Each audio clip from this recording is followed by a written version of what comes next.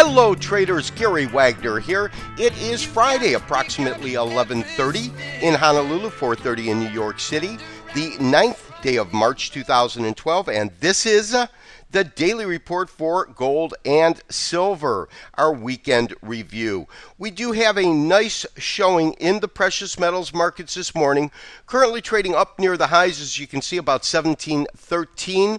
That is our gold, putting it up, well, call it over 10, but almost $13 on the day. In terms of percentage gain, almost a full percent, up 0.80. We're up about 30 cents plus in silver. And as you can see, currently trading at 34.18. These are the cash or spot months. Traders, you recall, we put in a buy trigger and a recommendation to buy both gold and silver on yesterday's trading activity. Traders who took that call were in at 1700 on our gold position, and our silver position we are long at 33.78. We talked about stops the other day. We're going to look to trail them if this trade continues to work for us, which I believe that there is a good opportunity for that.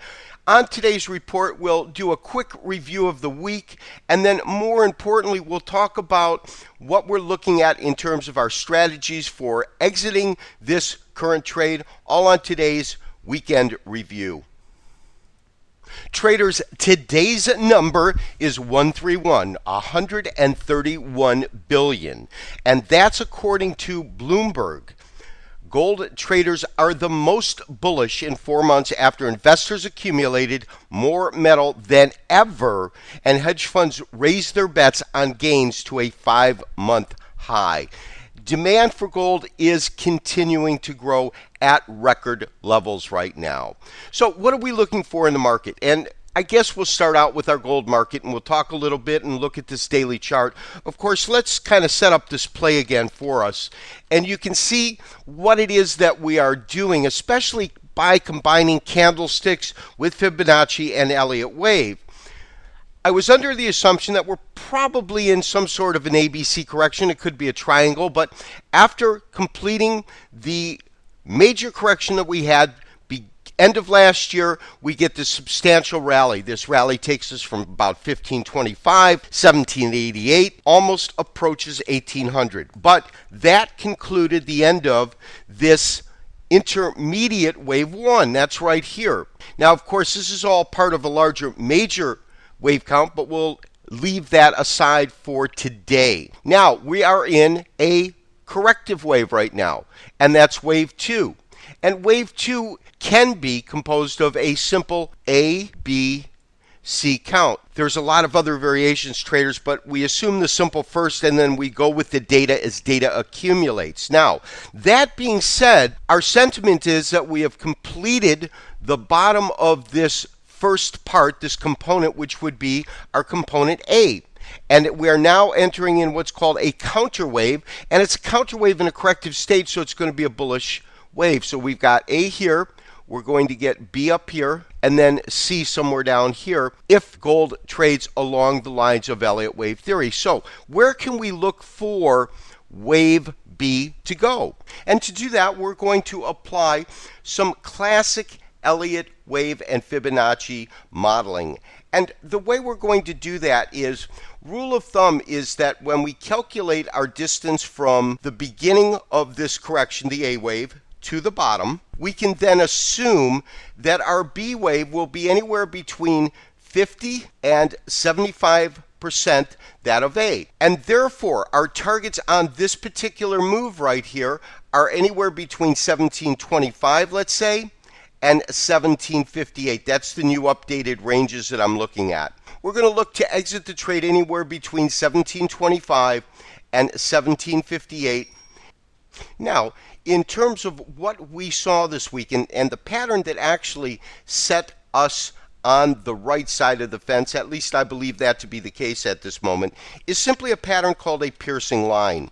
And a piercing line, as we talked about yesterday, is a 2-day pattern with a particular set of criteria. First criteria is it can only occur after a defined downtrend. That's quite obvious. The second criteria is that the first candle that makes up this 3-day candlestick pattern, the third day being confirmation, is that you have a long red day, meaning a down day with a sizable range. The following day must be a green candle, meaning an up candle. It closes higher as compared to the open and close at around the midpoint to above. Very, very loose criteria because, as you can see, it closed pretty much near the midpoint. But you cannot take that call without confirmation. And confirmation is, on the following day, you look for a candle that simply has a higher high and a higher low and is a green candle. This is where we get our confirmation. This is what put us in on the long side in the gold market in terms of one of the technical factors we were looking at. The other one, I was looking for a conclusion of this A wave. It came close to a 50%, broke through 38, so we're in territory to begin to look for it, and then we look for the candlestick triggers themselves. Traders, one of the other things that we spoke about pretty aggressively this week is that my belief was we would see a return of volatility into the market.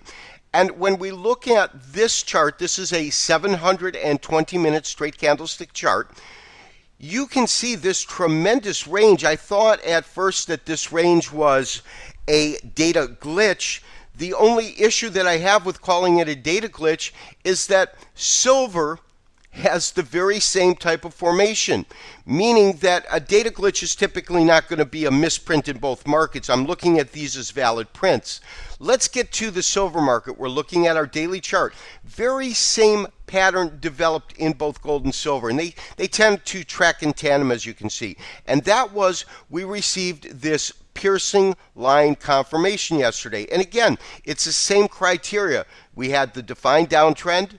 We had the long red candle, large range. We had the following white candle because I'm looking at a cash month, opens at, closes at or above the midpoint. And then, of course, we get our confirming candle, which is this green candle right in here. That gave us our buy trigger. That got us into the market on the long side in silver. Now, in terms of our initial upside targets in silver, we are going to run the same calculation and the same Fibonacci modeling as we have for the gold market. So I have run a Fibonacci retracement from this correction here, and I've plotted 2 points. First point being a 50%, and the second point being a 75, I use 76.40. And as you can see, $34.98, so call it $35. That is our initial target on this trade.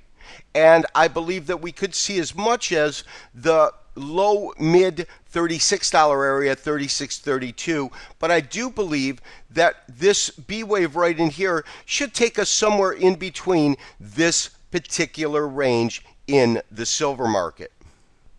Traders, to wrap up today's show, I want to look at 2 more charts. Daily gold, daily silver, but in Japanese Henkin Ashi format, or a Japanese average candlestick chart.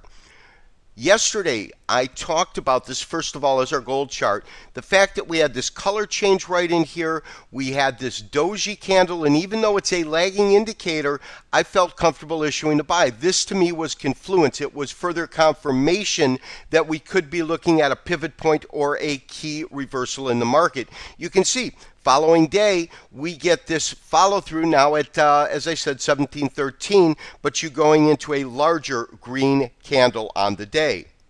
And traders, I'm now looking at our silver chart, and as you can see, very, very similar patterns forming, and that's one of the other reasons I felt kind of comfortable in this trade. At least I do at this point, and that was we got this pivot also within silver. So there can be no doubt we had an interesting week in the market. We pulled profits last week. Our first sets of trades were exceptional in terms of percentage rewards. We're in our second trade of the year.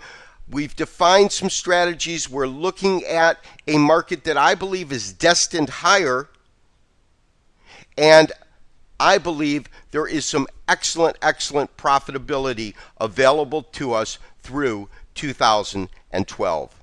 This has been Gary Wagner, wishing you, as always, good trading. Have a great weekend. We'll talk to you on Monday for another daily update and review. Bye-bye.